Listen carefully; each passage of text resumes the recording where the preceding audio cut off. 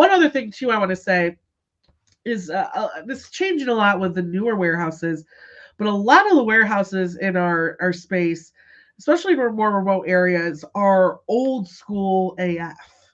And so, like, there's A lot of them are. Kevin yeah, Lawton of the New Warehouse podcast estimates that about 90% of all warehouses do not have automation, do not have robotics. yeah.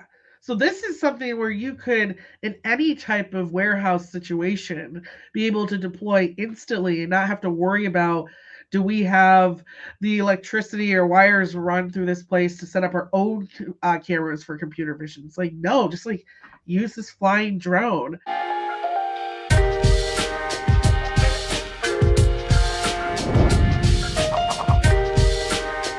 Welcome into another episode of Everything is Logistics, a podcast where the thinkers in freight. We are proudly presented by SPI Logistics, and I am your host, Blythe Brumleve. We've got another episode of Freight Friends for you today, which I'm sure you probably know if you clicked on the title of this show. So Grace Sharkey is back. Grace, how you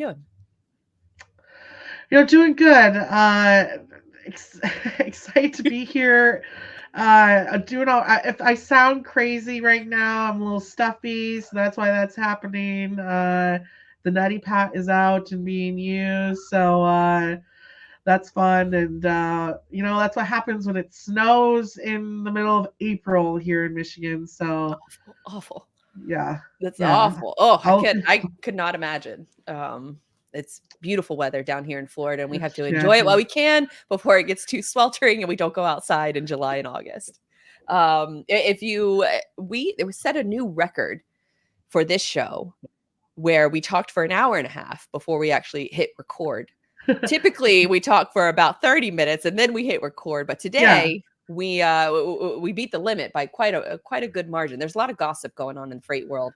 And there's a lot of predictions going on in the freight world. So that's a perfect opportunity to intro this first topic that we wanted to discuss. And if you're new here, we typically will cover a couple of big stories, top stories, and then we will get into our favorite freight business side hustle that's going on in the world of logistics. And then finally, we close it out with our source to porch story. Each of us pick a story where it's the logistics of, and we drop a bunch of fun facts. So that's the roadmap for today's show. And that first topic I really want to get into is the State of Freight webinar that FreightWaves released with Zach Strickland and Craig Fuller, of course. They released it this week. So the week of the 24th is when we're recording this. You're probably going to be listening to this, a few weeks later. So this information will likely still apply. But there were a lot of sort of revelations after Q1. I think this is the time of the year that most folks thought that, a year ago, that this would be the time frame that we would start to see the economic pickup.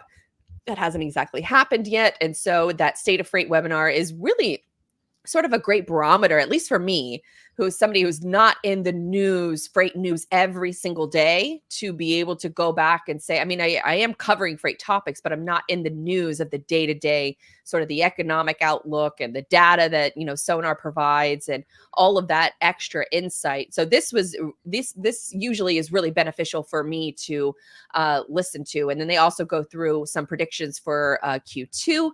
So a couple of the big takeaways for me, and then Grace, I'll go to you, but the big carriers are still struggling. One thing that I thought that was really interesting from the conversation, and I'll link to it in the show notes in case you haven't checked out this show, but the private fleet data is not something that's typically shared with any data provider. Obviously, Sonar is in the context of what we're using the example here, but private fleet data, the Walmarts, the Amazons, even, some of the shippers who have their own invested in private fleets, a lot of that private fleet data is not necessarily shared with a bunch of different data providers. But the way that Zach Strickland said in this conversation, that you can kind of understand how private fleets are investing just based on truck sales, but that's the extent of how they can kind of figure that out unless the shipper is going to share that specific data. So that was one thing that stood out to me. Brokerages are obviously struggling. Their margins have been just crushed over the last year. So those were a couple things that stood out to me. A lot of companies are also dealing with tech bloat and lack of optimized processes. So I'm sure that maybe is something that a lot of companies are looking at and to investing or adjusting in, so that when the market does pick up again, then they're ready for that sort of rocket ship of growth. I have a couple more takeaways, but I'm interested to hear what your thoughts after watching that state of freight. And you're in this every single day. You work for FreightWaves, obviously, so you have all of this additional insight. But what are your thoughts around sort of the state of the freight market for Q1 leading into Q2?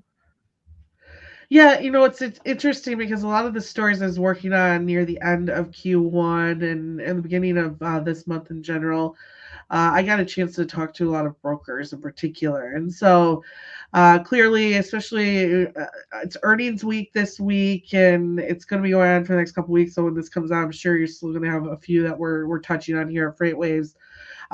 That's what gives us the opportunity to learn a little bit more. You talked about that like lapse of data. So, for instance, like one of my favorite ones to check out for everyone out there is, and this was already out too, so you can definitely find some stories on FreightWaves. Like Jamie Hunt is one of my favorites because not only do you get intermodal, but you also get brokerage as well. The truckload side of things, a little bit more of that vision.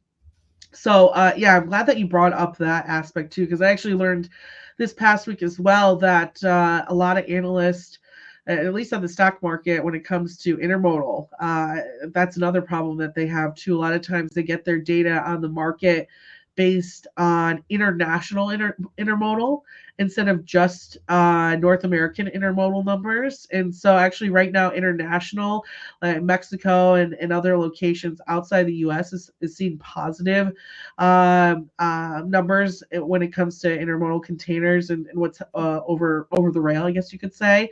Whereas we're seeing the opposite of that. So it's interesting. Some of our sonar users, those analysts that use sonar to predict intermodal changes, actually made much better calls than others recently. So I appreciate you kind of bringing up that sentiment of knowing where your data is coming from and understanding the context of that data, because I think that is huge. And so back to kind of the state of things, I agree with everything that kind of came up in this. A lot of people expected, especially the end of March, beginning of April, to start to see things picking up a little bit. We did see some positive movement, especially containers coming from China. I think that a little bit was more so Chinese New Year related, not so much like this influx, right, of just overall consumer behavior. So I think, I don't want to say it's read wrong, but you have to understand, right, kind of the context of those numbers as well. A lot of brokers have been telling me produce season hasn't been picking up like it should. Again, I always like to kind of look at those around me whenever I want to kind of make a prediction of what's happening with the freight market, or even more so what's happening possibly down the line. And so I actually kind of tend, and this is the stock out is a show that I do in my bound and distal. Go check that out because we dive into this. I like to jump into retail sales too, and the retail sales weren't that great for March, especially in categories where a truckload is important, right? Like we're down in electronics, we're down in furniture, we're down in outdoor garden type of materials, we're down in everything that moves heavily on trucks. Now, there's some positives when it comes to kind of small package type of goods. We all know that's consolidated. A lot of that goes to LTL. A lot of that's moving air freight wise, right, to these different hubs across the U.S. So I just not seeing the positive trends that would lead to over the road truckload freight. And I'm just extremely against seeing that turnaround anytime soon. I The next thing that we a lot of times about America is that the American consumer can find ways to spend money. We all know that. But what money are they spending? I mean, the average tax return was $100 up from last year. And let's all remember that a lot of retail surveys show that people were planning on putting their Christmas gifts on credit cards or layaways. We got so many of these Klarnas and Afterpays and all these different systems that can kind of push out your personal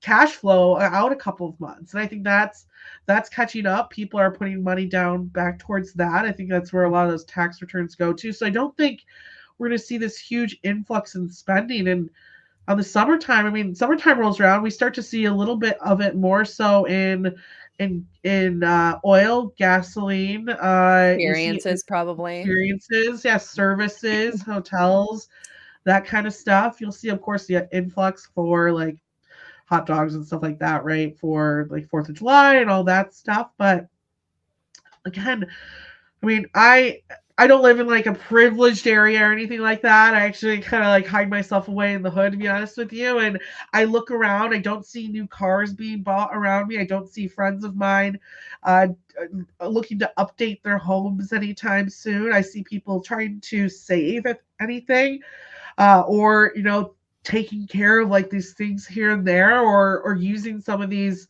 buy now pay later plans and finding ways to keep their dollar extending out. Again, we're in the middle of an election. I don't know why people get so positive around election seasons, especially one like this where there's so many different ways that this could go. I mean, I don't want to put preferences out there, but personally, I think it's a toss up for either candidate. And in that type of behavior, that type of um, maybe atmosphere, right? Like people are gonna hold back and figure out what happens, and if there is a turnover of who's in that seat leading the country.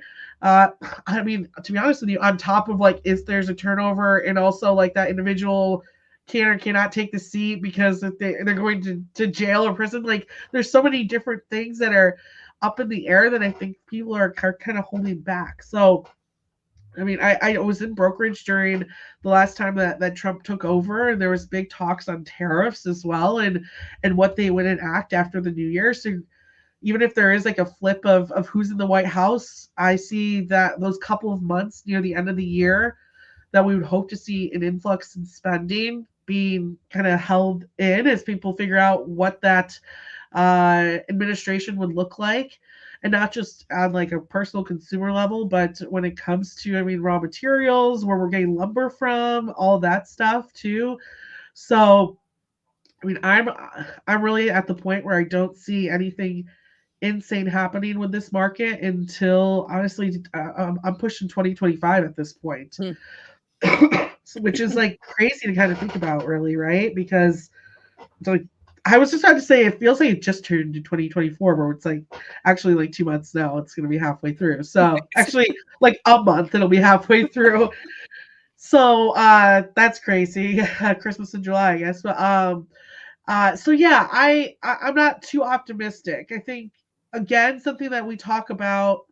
Actually, I want to bring up an interesting statistic Truck Stop brought up today in our owner operator summit. What I think could, and I hate saying this, it's like the worst part of my job. Thomas and I laugh about this all the time because it's like awful to say.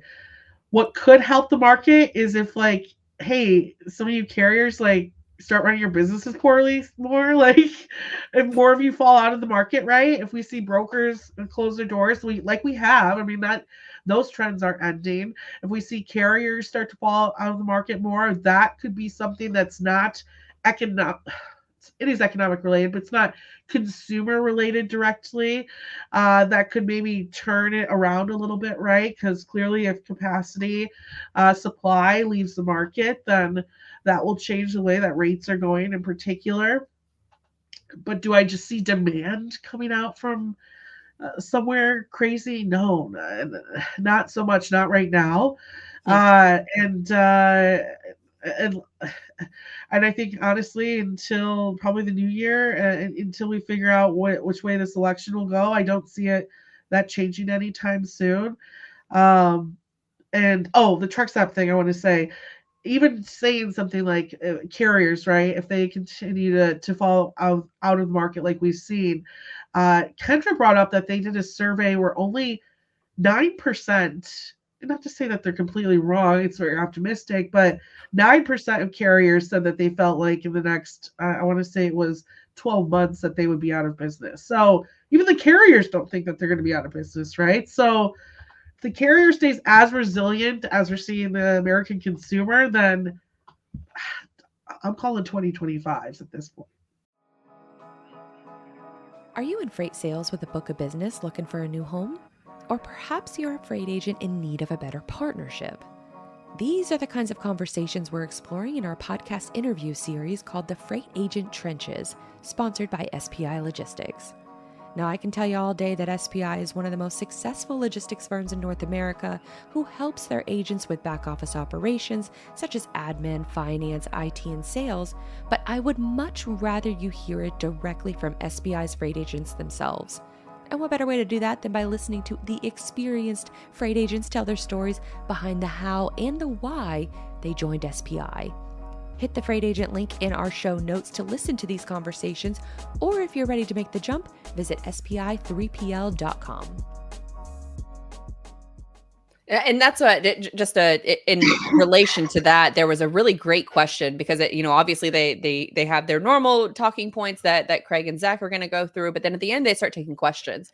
And there was one really good question that said, why are elections so detrimental to the freight market?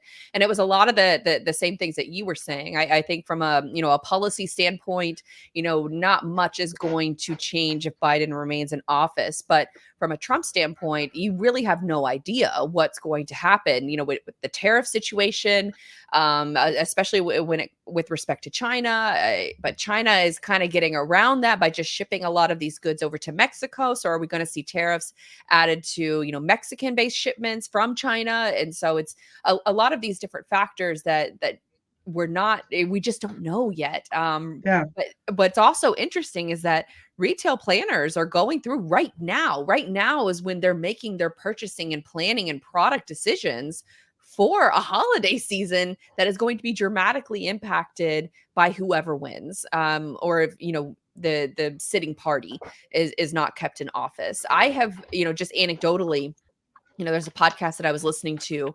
He was a military contractor, and he said that if he only chooses to take a job as far as like a military contractor is concerned, if a Republican is in office, because he knows that he's going to get the bullet, like it's very simple, like bullets. He knows that he's not going to be stifled in that regard, that he's going to have enough bullets to be able to, such an American thing to say, but he's going to have enough bullets to get the job done. Whereas if there was a Democrat in office, then he would not take those military contracting jobs because he would be putting himself in harm's way because he wouldn't have the necessary supplies to do the job. So I thought that was really interesting. And I would imagine that that's how a lot of people feel about the upcoming election, that they just don't know what's going to happen.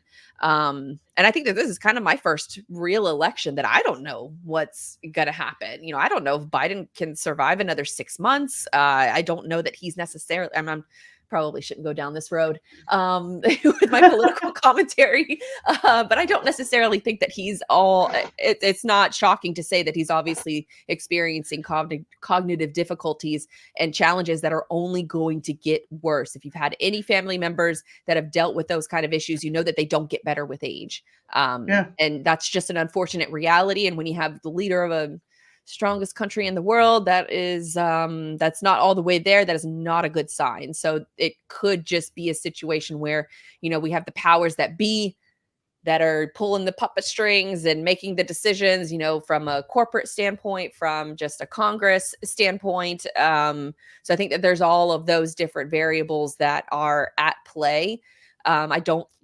With all that said, I don't know that Biden getting reelected is going to change much unless he dies. Then that will change a shit ton.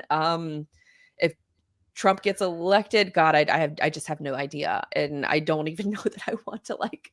I think I honestly, it's interesting too, because it's like with the Biden side of it, like I don't think that much would positively change. And I don't mean that as in like he can't do it, but you can't control the market in that type of way, right? Especially the interest rates aspect, like the consumer is holding on. And so it's difficult to like say what even Biden can do. I think the Trump side is more concerned on like tariffs, right? And where trade would turn a little bit and where our goods would come from. And so then you have all the buyers holding off. Like the last time that we had those issues with the tariffs, I worked in brokerage and a lot with like raw materials and like a lot of steel and aluminum manufacturers and a lot of them would just sit there and like we don't even we're basically not working for the next 3 months because we don't know who we could even buy from three Mm. months from now. If he takes office and says, "Hey, we are adding tariffs to this country or manufacturer," like we're gonna have to completely change the way that we're buying. So it's like it's literally up in the air, and so I think that's like what's concerning is like not only is it like who will win that's concerning, but like both of them don't. One could greatly change the buying habits of producers here in the United States, and the other one is kind of riding the wave that they've already been stuck on this whole Well, time, and there's not there much that goes into that too. well, there was another aspect of the talk that they covered, and they basically said that if Trump is elected, so they have a plan A where, you know, if Biden is elected, then not much changes. But if Trump is elected, then these tariffs will likely come back into play. And so what these, you know, big retailers and shippers are doing is that they're setting up options for staging in other countries. Yeah, So they're staging their products that they would need access to, maybe in Canada, in other parts of, you know, the Central and South America. They could be staging their products there to avoid the Chinese tariffs, and then also, you know, a potential tariff on, you know, or tariffs on Mexico. And so there's all of these different, you know, people say like, oh, I hate politics, I don't want to pay attention to it, but it just affects so much of your life that you hmm don't really know it, that, you know, the purchasing decisions are being made specifically based on who is elected to the highest office. And that is just an incredible sort of just ripple effect throughout the entire economy. So it is a really fascinating discussion. Now you can't really uh we're saying we're going to make Q2 predictions, but we're looking at like Q3 and Q4 and even oh Q1 of yeah, next year. And so it just complicates things from just an overall planning perspective. Zach did say, though, that the shippers' demand planning is showing that they're pretty bullish on demand staying strong. So, however, consumers of the American variety are paying for these things, maybe they're just getting into more and more debt. I think that remains to be seen. Well, not remains to be seen. We already know that like credit card debt has hit record numbers, but I don't know the context of those numbers where it's just, are we hitting records because more and more people than ever have access to a credit card, or is it more and more people are maxing out their credit cards? I don't know the extent of that data, but I do know that we have hit record amounts of credit card consumer debt. But then also the government is just, it's something crazy like 1 trillion a day is what we're paying in interest rates now yeah, because we're so in debt. And so that is just, you know, the fiscal responsibility of both parties has just been abysmal. You know, Trump and Biden are both big spenders. You know, contrary to popular belief where people think that, you know, if a Republican is in office, that we're going to be a little bit more conservative with the budget. That's just not the case with these two particular candidates. And so it is going to be really interesting to see how the market adapts to, God, I'm thinking of like social media too. Like it's just going to be such a nightmare over the next yeah. few months. I will say this actually came out today. ACT research is saying, I actually just read this. Freight demand is nearing an upturn as growing goods spending, a turning inventory cycle, which I will say is a big thing. I think that the inventory aspect will be a big one. I think that's why we're seeing an uptick, right, Mm. in pricing for containers. That likely will push an upturn for the next couple months, but what type of upturn that looks like, I think remains kind of like unseen, right? Is it going to be something that takes us back? Like, is this kind of a new normal that we're seeing now? We'll see a light uptick, or are we talking returns where the carriers it has as much power as they, you know, or at least a more equal powering between shippers and carriers, and that I don't think that we're anywhere near. And even in the number of brokers that we see in the market, right, that's starting to dwindle out as well. So yeah, it's just because we're seeing like maybe something positive in the economy doesn't always mean it's gonna come over into the freight side of things in a positive manner, right? The one thing I will say, and I think this gets brought up as well in the state of freight, is if you are a logistics provider out there, boy, if you aren't thinking about how you're working to provide cross-border freight options for your customers, like call yourself dead. So I think that's a big one. And when we talk about, especially a lot of what I cover and investment in this industry, I think that's going to be a hot topic over the next couple of years. Is not only like how that cargo is crossing the border. I think how it officially is crossing the border. Mexico was supposed to have this, I think, past month, a whole new system for entering into customs. Now it just got pushed back because the system wasn't 100% ready. But that's going to push a lot of, I think, technology providers to consider how they can help with those processes. You have companies like Solvento who are helping Mexico carriers with their cash flow needs. So I think we're going to see a lot more of like that type of investment over the next. So there's areas to make money, right, in this industry. You just have to be a little bit more strategic about how you're moving with economic changes as well. Brokering success demands a battle-ready strategy. TIE TMS equips freight brokers with the ultimate battle station for conquering a tough market. With TIE, brokers gain access to a comprehensive platform where rate intelligence and quote history converge on a single screen. It's not just a page, it's a strategic command center designed to help brokers win. TIE equips your team with all of the data they need to negotiate with confidence and allows them to communicate directly with carriers and customers from a simple control base. Revolutionize the way your brokers perform by giving them a competitive advantage with TIE TMS. For more info, go to tai-software.com/battle stations, and we also have a link for you in the show notes to sign up for a demo. Well said. And I think as we sort of talk about how you're readjusting your businesses in a down market,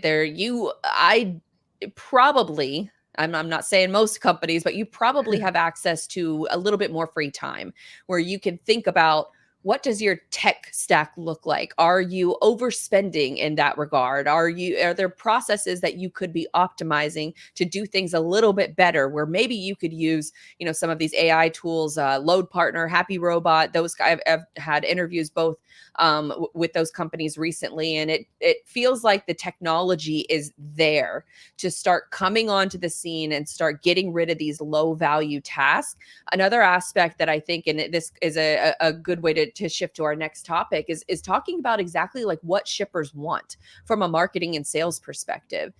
There are so many brokers and carriers that are still relying on the spray and pray method. And just based on the conversations that I have, based on technology evolutions, that is just not the way to do it anymore.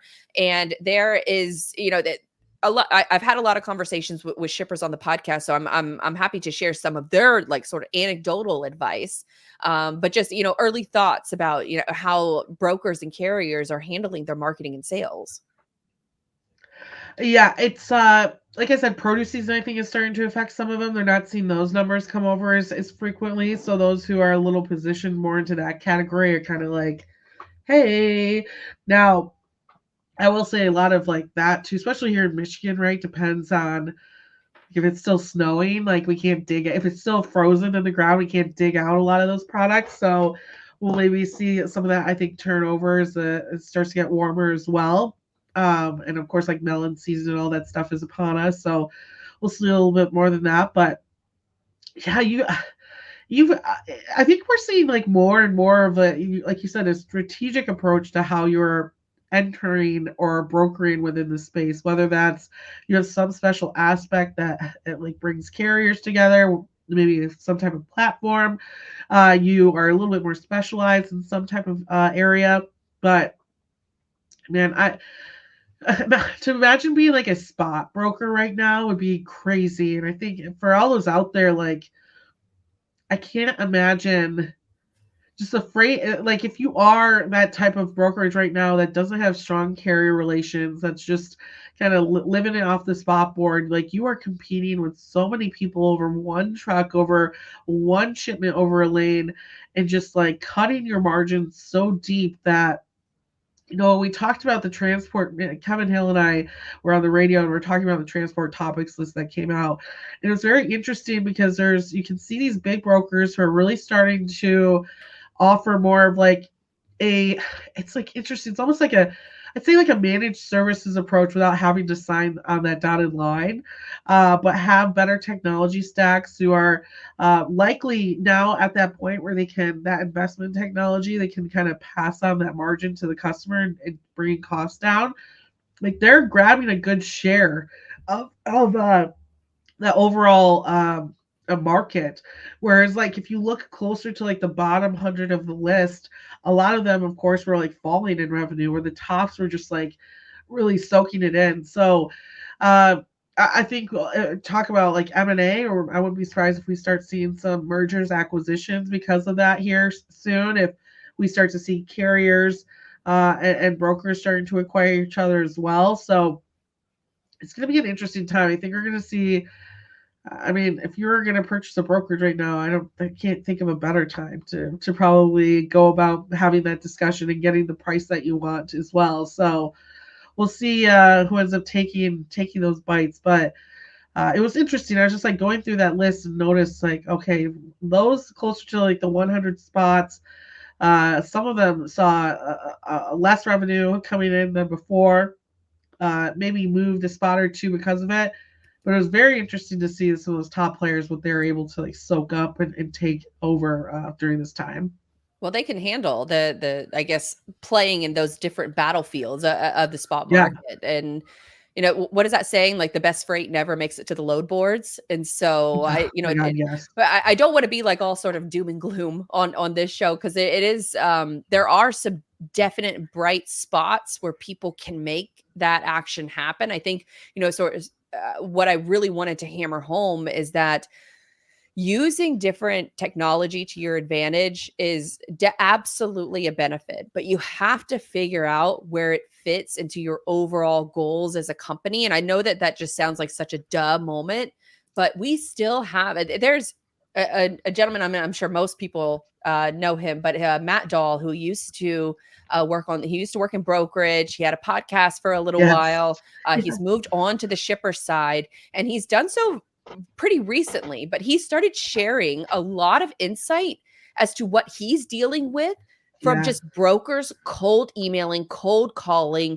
One of them, let me pull up a couple here, because one of them, I actually faced this same issue back when I worked at a brokerage, because we had a major deal, or we had one of our freight brokers. She was working on a major contact with Pepsi, and she had contacted them. They had a great relationship. It looked like they were about to start moving freight together. And then all of a sudden, there are other brokers in the office that start reaching out to Pepsi Dude. too. And Pepsi is saying, went back to her and is like, if y'all don't know what's going on in your own building, then how am I Jesus. supposed to trust you with my freight? And Matt on the shipper side now, he says that it's happened to him several times where multiple brokers, where he's already doing business with this brokerage and he's getting cold called from other brokers trying to get the freight. And it's just these dumb, stupid mistakes that brokers are making that are costing you business, and it's costing you trustworthiness. And he's been dropping a lot of gems, and that was one that really stood out to me, because it's still a freaking problem that brokers don't want to use a damn CRM. They don't want to communicate with each other, and it drives me up the wall. And I could go on and on about this, but Jesus Christ, use a CRM, like communicate with your team. Well, and this actually, I think, goes back to a little bit of the incentivizing aspect of like how are you incentivizing your reps like to go after freight? I mean, if they're seeing, if it's like, hey, this is open, ready to go for it. Whoever gets it, then yeah, that's awful leadership, and clearly it's turning that point. I think a lot of the brokers look at it more so as well, if all of you are going after it, like our chances are higher. That's fucking crazy. I forgot what show I was on. That's crazy. Like to think that you I've seen this happen in real life before, and I hear you sales guys out there saying, okay, well, you know, if you shoot that many darts at a board, you know, one's bound to land.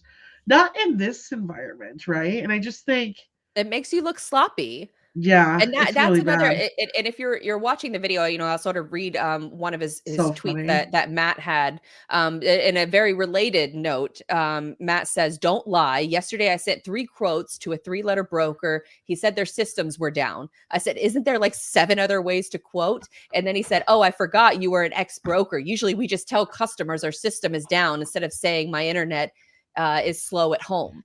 And so little things like this that it ruins your That's funny. credibility with the lying and with, you know, going back and, you know, trying to steal a customer from one of your coworkers. Like that kind of shit drives me up a wall where you could just be somebody with integrity and not lie and just provide good service, communicate with your team, and have a reward structure that everybody benefits from. So you don't have this situation where people are competing for peanuts. And ultimately, you're ruining the trust and credibility of your organization. So I'd be willing to bet that for a lot of those brokerages that have seen their revenue fall, I would be willing to bet that they're following a lot of these very similar, very annoying, sometimes shady practices that just you're not going to survive in a market like this using those same similar actions.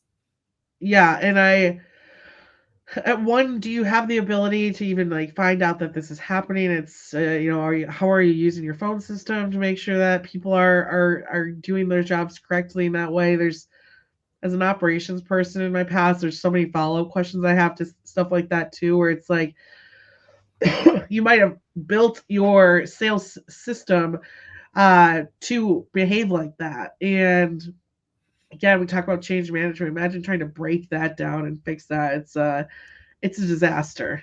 There's another I tweet love that I this. brought up, which is the one that kind of got me all fired up about this. And Matt says, "We have a broker that I inherited, and I swear each week I get another email or call from a different rep there. Check your TMS. We are already a customer." And he says it's very annoying. And then there's, you know, the great thing about, you know, X and, you know, posting to Twitter and things like that is that you can be a little bit more blunt. You can be a little bit Yeah, more, some would say rude. I don't think that, you know, stuff like this is rude. I just think it's facts. And I think yeah, for, you know, a lot of brokerages, they've been so stuck in dealing in the same things that they've always done that they refuse to adapt and they refuse to adjust to what shippers are actually telling you that they want. I interviewed Rust Belt shipper, yes, or Rust Belt kid, a few weeks ago, and he's a shipper. He has a company that he works for called Gator Bar, and he talked about how the carriers that he does business with right now, and that he uses about a handful of them, that 3 of them stopped in his office and introduced themselves, and he still does business with 2 of them to this day because the carrier stopped over, walked into the office and shook his hand and introduced himself. And I thought, yeah, what a novelty that instead of downloading however many contacts from Zoom info and then mass emailing out to everyone, it just, those kinds of things that can be sniffed out a mile away. And to add on to that, there's also been shipper panels that I have been in the audience of, and the shippers are on stage and they're like, "We know when you're sending us a templated email because the font color and the size is different than a regular normal email." So Outlook, Gmail, all of these different, you know, sort of enterprise level email companies, they know that that's a templated email that you're sending from HubSpot, that you're sending from, you know, some random tool that you're using and you're just copying and pasting. They can tell by the font color and the font choice that this is a templated email, and they immediately will just delete it. And so just do the unscalable.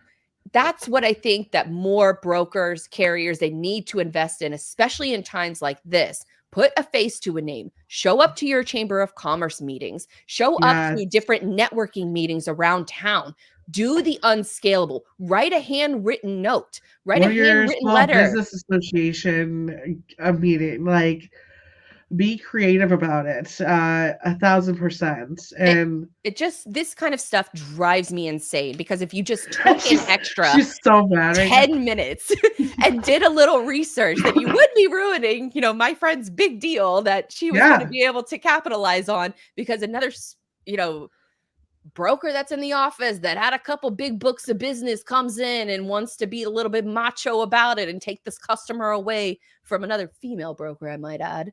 Trying to take Wow. it away from her. And then Wow. everybody ends up losing, the company, the people, because you couldn't, just be a good team member, that you couldn't be a good coworker and you couldn't check the damn CRM. That's Just, so good. ugh, Trying to drives think me if that nuts. like ever happened to me too when I was in. See, I was in brokerage, but quickly like got into management, so it was like difficult to say if that happened. But it would happen between reps here and there, and it's interesting because I think even more so. Actually, I'm gonna bring up a point that kind of coincides with that. I imagine how that is also happening possibly on like the carrier sales side of things, right? Where you have, and I think this is a big reason why companies are trying to automate the carrier selection a little bit more. Like you find a carrier who can take a load from, uh, let's say, I'm going to throw towns out there, Lansing, Michigan to Detroit, Michigan, right?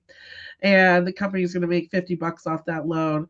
But then you find out that there's another load by a different carrier rep out there that carrier could have also took that one from Lansing, Michigan to Toledo that would have made the company $150, right? Like, where's the incentive to find those situations in these times, right? And think about how often maybe that's happening behind the scenes too at your businesses. Like, that's where it's again, I think it goes back to incentivizing. Like, how are you paying these people for those roles? If there are different goals out there besides just like adding a new shipment to the page, like that might change it a little bit. The sales side I think is harder to adjust to that a little bit differently. I mean, clearly if the rep isn't following the rules in the CRM or like the sales rules provided, that could be huge. But again, we're talking about the like market and where it's going. I mean, hopefully there's brokers out there listening, leaders out there in the space. Like, these are two different areas that you could spend trying to figure out how your operations are hurting or helping you in these spots. And when your margins are falling off a cliff, and not just at a regular brokerage, but even JB Hunt and a number of other ones that are really, really struggling right now, like this, please take the time to look into those different processes and how you could be hurting yourself internally because you can't afford to have that happen right now. And in my experience, working at a couple different brokerages, when these miscommunications would happen internally, it was typically a situation where the sales guys are, they're commission based. And so the way that they're Oh going to yeah. get paid is based off the straight commission. And so Yeah. when you have that incentive structure, it makes them want to steal a customer from their coworker that is getting, a Yeah. salaried role versus, a sales guy that's just getting a commission based role. And then there's also situations where if you have, say, a really stellar, upper echelon sort of sales guy or girl that is working for your company, first of all, thank your lucky stars. But then second of all, put the infrastructure in place, because especially with non-competes, now you can't, have the, non-compete issue is from them moving from one customer to another. These companies are definitely going to have to get better about how they treat employees. That's another caveat. But if you have some of those upper echelon, sales leaders and things like that, put a system in place that an assistant or an administrative professional can go in and help them document the CRM. If they Yeah. had, X amount of meetings that day, then that administrative professional is going in and updating the CRM with that particular information. So that salesman can be, or saleswoman can be, much more proficient and much more efficient at their job without having to worry about updating the stupid CRM. Because I get it, updating it sucks. Like, you wish it was a little bit more of an automated process, but frankly, it's just not. But these mistakes can cost you in the long run from a trust perspective, from just a Hey, do you even know what's going on inside your own building? How are Yeah. you going to manage my freight if you don't know what the hell's going on inside your own building? And so Yeah. tightening up these things, this is the time to do it. Like, look at what works, look at what doesn't, and fix what doesn't. Like, it's Yeah. not rocket science, but it does take time. And if you do invest that time, then it could save you and possibly earn you more revenue in more ways than one. So that's my load of, my soapbox for today is just invest in the unscalable things, because in the world of AI and automations and tech and all, it's going to be the ones that focus on the customer value, the customer relationship, the Yes. genuine Yes. relationship. Those are going to be the people that win in an automated world where I can download an email list off of Zoom Info and send 1,000 emails in a day, and Gmail and Outlook, they do nothing and look the other way. So it's just, trying to stand out from the pack. Just invest in, think about some of these other ways that are a little bit, not scalable. I have a magazine here too, that this is another good I love example of this. doing things that aren't necessarily scalable. This magazine comes from Hoplite, and it's basically a brochure, but it looks like a magazine. It has information that comes from the founders of the company, their story. I got this at Manifest, and I still keep it on my desk because I'm like, this is so smart. Like, everybody has brochures, everybody has pamphlets and things like that. Yeah. But they were using this as a business card. And then they also had like different marketing promos, like, you scan this and they'll send you a free Yeti mug. So you don't have to, worry about taking that home in your suitcase or whatever. I just thought that that was a really smart approach Yeah. to just doing something that isn't necessarily scalable, where you have a conversation with someone and then you pass them this magazine so that they can read it later on. And I still have it on my desk, 5 months later. So little things like that I think go a long way, that not a lot of people are prioritizing, or more businesses, I should say, should prioritize.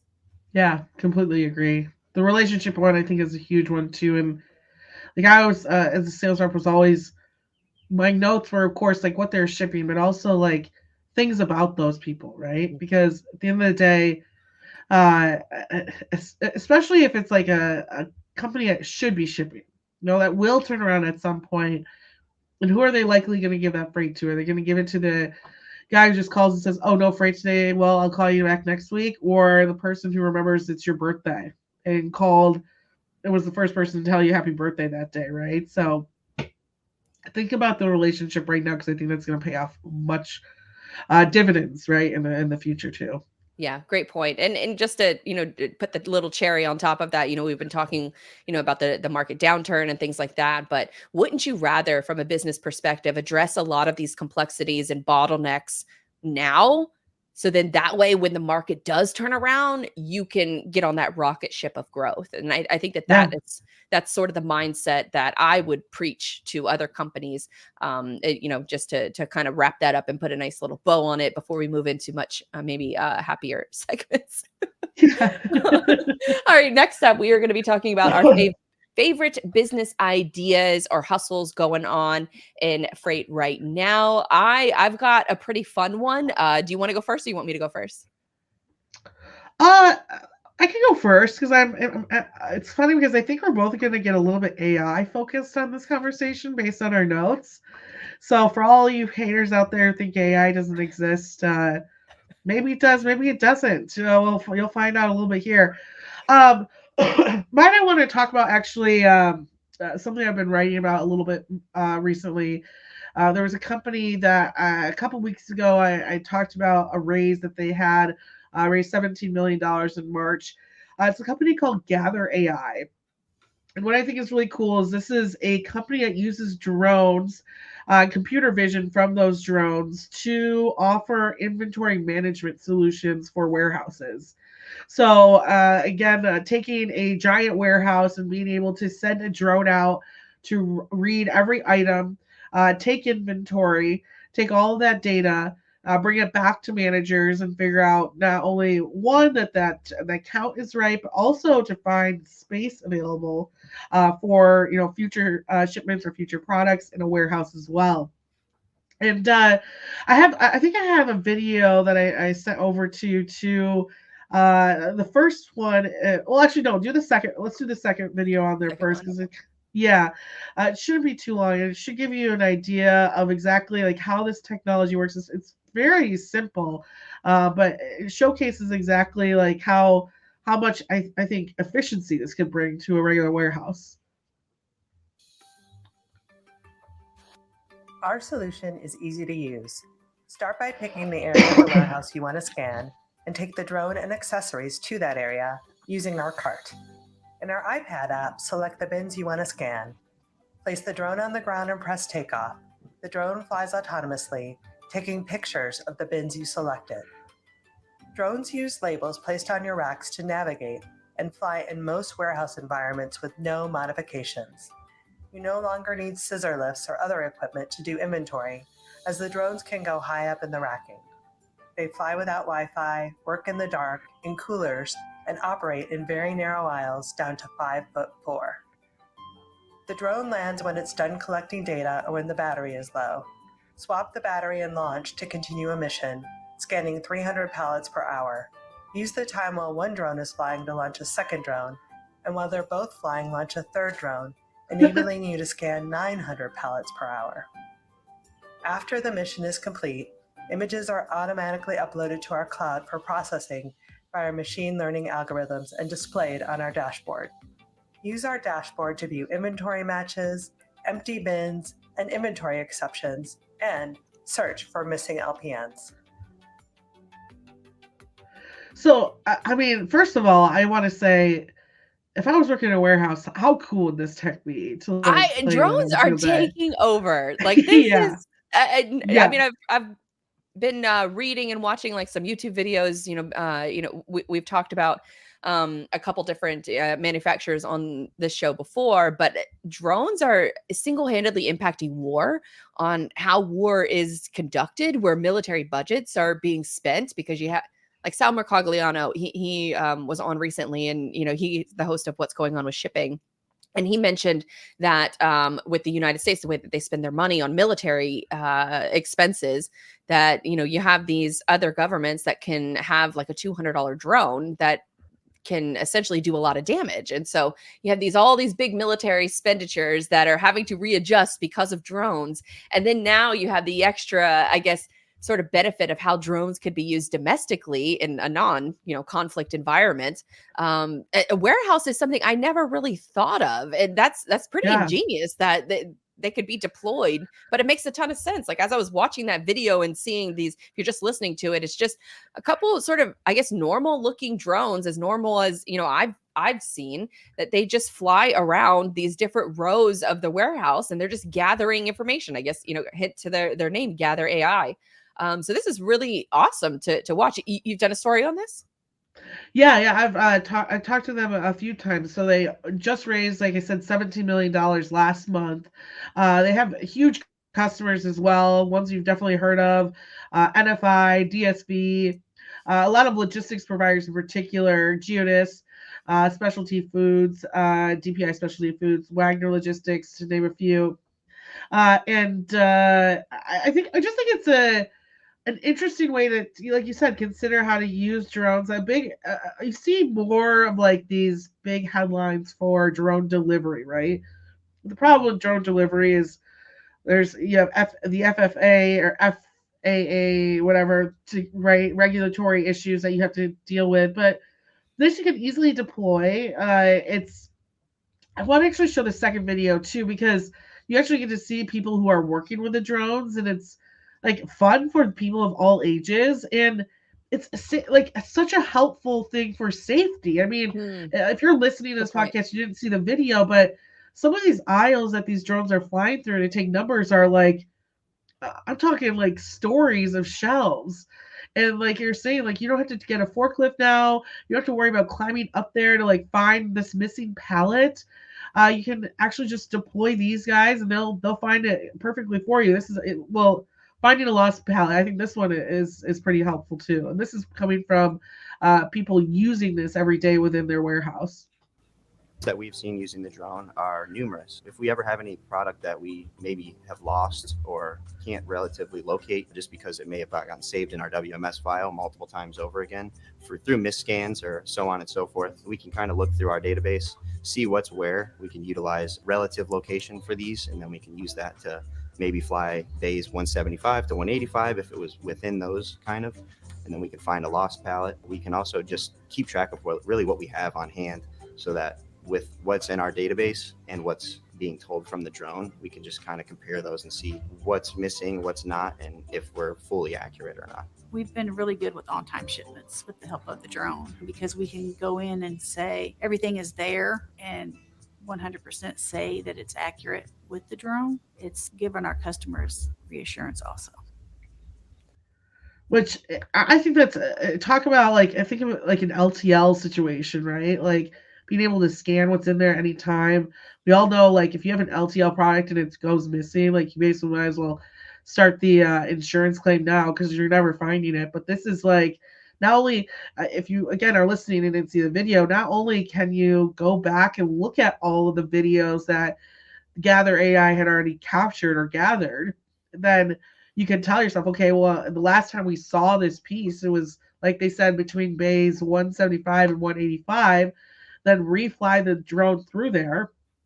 Imagine how much time that would take for a human to go through every single one of those shelves within 10 bays, right? Like, it'd be impossible. That's why I think so many companies just say, tell them it's gone, because by the time that you like deploy manual labor to find it, it's like not even worth their time. So we're better off just like writing you a check for your lost freight. Well, now it's like, no, we know it's somewhere in between these four. Let's send the drone out. The drone will find it and it'll come back in a matter of, I would assume, minutes, the way this thing flies and reads everything. So yeah, I just think it's like a no shit Sherlock type of deployment. I think a lot of times people, I mean, I've even been skeptical of drone deliveries. I'm like, why would, like, there's so many weather elements you have to deal with in a warehouse. Weight restrictions, right? Like this, why not use them for computer vision, which has been out and been used? I mean, the technology that you're seeing or that we are talking about right now, none of this is new. It's just being deployed. We have a flying camera now that can actually do this. And one other thing too, I want to say is this is changing a lot with the newer warehouses, but a lot of the warehouses in our space, especially for more remote areas, are old school AF. And so, like, there's a lot of them are. Kevin Lawton of the New Warehouse podcast estimates that about 90% of all warehouses do not have automation, do not have robotics. Yeah. So this is something where you could, in any type of warehouse situation, be able to deploy instantly and not have to worry about, do we have the electricity or wires run through this place to set up our own cameras for computer vision? It's like, no, just like use this flying drone. And like I said, too, if you saw the last video, I mean, we're talking about someone our age using it, and also someone like closer to my mother's age who could easily use it. And again, it makes the job safer, more fun. Like, I think a lot of times when you talk about like, oh, go get a job with Amazon, I think people like really are like, oh wow, I'm just gonna be like fetching boxes all day. It's like you might be playing with drones all day, my dude. So I like it. I think it's cool. I think it's like, when I was talking with them, it's like, yeah, of course. And they're one of Gather AI is actually one of the like bigger companies that's actually providing this technology out there too. So I think safety, on time, reducing costs, accuracy, mitigate and the investment. Risk. The investment is so much lower than, a traditional sort of automation input or robotics investment. Get a few drones and then map it to, this specific software, which obviously they have a cost involved too, but it seems like a no-brainer. Yeah. And then also I'm just like in my head thinking of like, counting inventory for, hazmat material, like true. Not having to like send a human in there to do any of that. Like the safety, I think safety, right, is a big part of this too. Or even more so like refrigerated warehousing, right, where it's like you or foods of that nature, like you want to avoid any outside risk. Why not just deploy a drone in there to do count and get it out of there. It's you don't have to worry about a human accidentally opening the wrong box or doing something stupid, right? It's When I was a cashier at Costco when I was like 18 to 20, and we would have inventory night once every 6 months, and it was everyone who worked for Oh. Costco, you were working that night, and everybody had their assigned section, and you had to go in and manually count all of the products that were on the shelves inside of your particular section. And this was all manual work, and we had to see that it matched up against the systems. If it didn't match up against the systems, we had to see, is the system wrong? Is the person wrong? It was just inventory night was just another beast. And so if you could have a system like this, you could just deploy it, and you wouldn't have to have sort of an all hands on deck like everybody do manual counting, because anytime you do it manually, the increase for errors is just astronomical. So yeah. cool. Thanks for bringing that. Because I've heard of this company, but I didn't know what they actually, I would have just assumed they do some kind of like, AI, wrap, something like that. But no, that's really cool. That's a good one. Yeah. Wow. Well, yours is a good one too. You got some good ones. I'm glad that you chose some of these earlier, so I'm not going to mention them again. And I was going to go a little bit more in depth with Happy Robot and Code Partner, which is the AI phone calling service. Which, if you haven't watched, especially our interview with Pablo over at Happy Robot, the calls or the voice plays or the voice calls that they are replicating sound so human. It is unbelievable, to the point where it's not just the fact of the person that you're talking to sounds normal, uses normal vernacular, sounds like you're talking to a real person, but also the background noise. You can hear phones ringing. You can hear shuffling, other people talking. Can't hear them clearly, but it sounds like that AI voice is calling from inside an office. So it's super cool. Definitely Garrett over at Load Partner is doing really, really cool things with just automating sort of the annoying check calls and things like that. But he's very, both Garrett and Pablo are very invested in, creating legitimate AI businesses that it's not just a wrapper that you're essentially just taking ChatGPT and just throwing your own spin on it. Like, these businesses are being developed for the long run. But I'm not going to talk about them, because I found another kind of really cool one as I was. If you want to listen to those interviews, I'll link it in the show notes. There's a full discussion on that. But in preps for the Source to Porch segment, which, a little bit of a spoiler alert, I'm covering snacks. And that's all of the notes I saw for it too. So it's like immediately, like, I'm hungry and I have no idea what she's about to talk about. Well, you're about to be much more hungrier. So there's a ton of innovation that has gone on in the manufacturing process when it comes to snacks. So I'll get into that a little bit later on. But one of the ways that companies are planning their manufacturing and digital twin technology is with a game called Factorio. And it's basically a factory building system. It looks like a little mobile game. Yes, but you're building factories and your own supply chain. And this is how some warehouses, some manufacturers are testing new concepts, new ideas, is by using this game. It was developed in, I think, 2000. Hold on, let me bring up my notes for it. Oh my God. But it was developed in the spring of 2012. So I'm going to play a little video here for a second, and I'm going to do some talking over it, just so because it's just like a game advertisement, but it very much is like Sims based level. Here, let me make this screen a little bit bigger. Actually, that's not what I wanted to do. There we go. Okay, full size. So I'm going to play this video and I'll talk over it. But the game is called Factorio. It's a game in which you build and maintain factories. You will be mining resources. Oh, Jesus. Let me start the video over again. Really? Now we're going to play my first video. So, okay. Let's start this over. All right. Factorio is a game in which you build and maintain factories. Oh my God. Getting production and fighting enemies. Using your imagination to design your factory, combine simple elements into ingenious ingenious structures, apply management skills to keep it working, and protect it from the creatures who really don't like you. The game is very stable and optimized for building massive factories. You can create your own maps, write mods in Lua, or play with friends via multiplayer. So it's kind of like a Steam game. You can also buy it from their shop on factoro.com. But the video is just, I mean, it's kind of incredible. There's a lot of moving parts. It looks like a typical sort of, I don't know, one of those like League of Legends type games that you see in like the App Store. So it looks very similar to that. But the fact that you have major manufacturers, major shippers that are using this game to create a digital twin of their manufacturing facilities in order to see if they can make snacks faster and get them out to people much more quickly. So this is why I did sort of, you know, the last minute, I called an audible on this one. Obviously you don't have to deal with like giant cockroaches or, you know, any kind of bugs, like, or maybe you do, I guess, depending on the kind of snacks and the kind of sanitary conditions within your facility. But it was just a really cool thought process to know that I could use a game like this and build up my own infrastructure and my own factories in order to test an idea. And I think it's super cool. They even have drones in it. Look at there. Obviously not the nice drones. But yeah.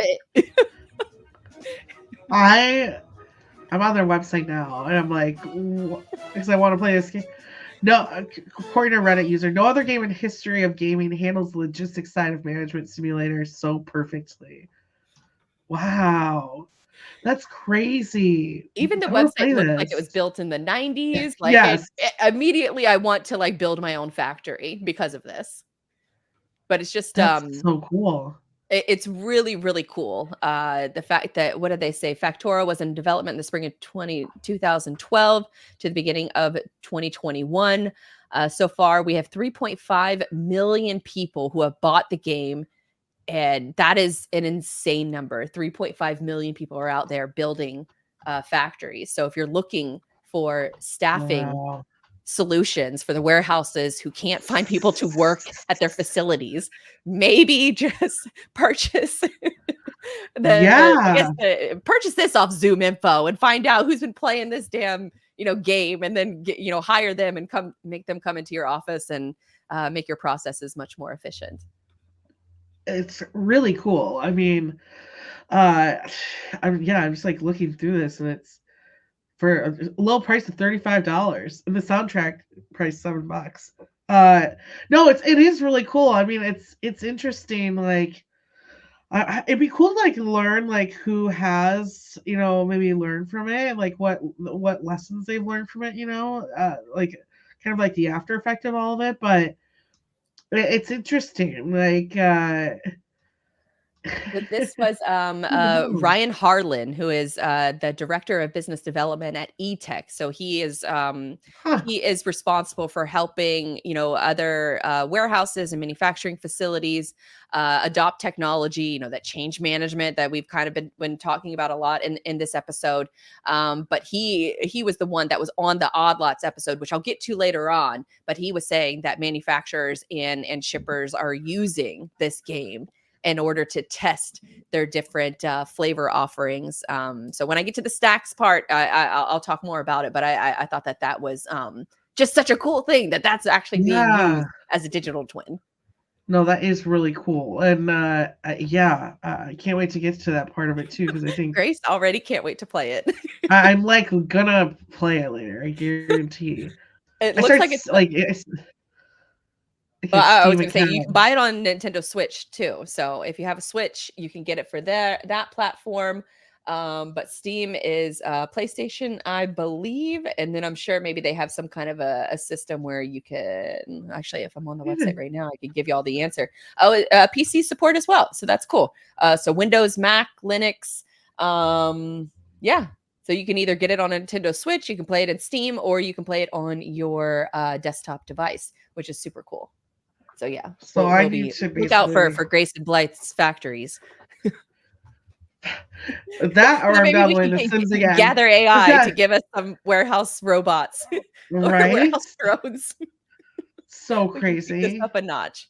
Then we can sell ad space on our Factoro supply chains. And then we can have exclusive deals with different carriers. Factory. That's exactly what I need to do in my free time, is just start building fake factories in a made up world. Oh my goodness. But no, you Justin, I can was use it's not made, well, technically made up, but you could program it. If I'm reading the documentation right, you could program it with your own sort of custom maps. So if you have a plot of land that you were looking at, maybe purchasing and, building a facility on that, you could probably map it into how close I am to the interstate, any rail lines that we could get hooked up with. Girl, listen, the wheels are turning. You should start like building railroads and shit. Oh my god, that's so funny. I need to get the Sims back. Oh my god. Just All right. You burn your warehouse down to the ground. Oh man. Yeah, that's what we would need. Like other, I I will don't know. say that's my problem with these type of games, is I just turn into, again, like a terrible god complex where I'm like, no, I'm gonna burn this whole place to the freaking ground. So I probably would not be the best person to research in regards So yeah, to. you don't hire Grace as a plant She's manager. That's for sure. Her warehouse has no windows, no ventilation, and they're only moving chemicals in and out of that place. It doesn't seem like the. Yeah, no, I probably would be the best person to watch. Just like laughing. I remember having like Roller Coaster Tycoon back in the day, and like my favorite thing was that I would have no trash cans, so just like people would be puking all over the streets. It's like, huh. Psychopath. Yeah, straight. Yeah, that's what I mean. God complex would come in so fast that it wouldn't even be fun anymore. They'd be like, we learned not what to do with our warehouse because of your factory. So Well, yeah, that is a very good use case. It could also be a situation where maybe they have like the data of everyone who has created something in there of like who not to hire. We learned from Grace's warehouse that you can't have too many drones.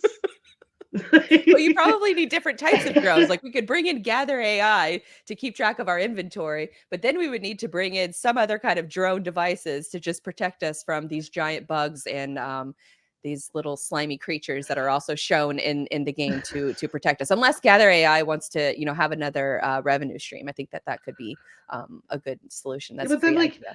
It's like, who's watching the drones? Then you have to get the drones to watch the drones. I mean, and then what if they turn on you? Then it's so be nice to the drones. Very similar to how we're very nice to like ChatGPT, and we say please and thank you. Maybe we should have that same mentality when it comes to drones as well. Just say please and thank you, and then when the apocalypse eventually happens, they'll save us. God. I love that. All right. Yeah, that's source a to porch time. Turn. A source to porch, yes. You want me to go first, or you want to continue on with your snacks? Yeah, well, I guess it's very, very similar to the topic that I just brought up, because I found out about this company because I was doing research on the logistics of snacks and just the increasing variety that we now have access to.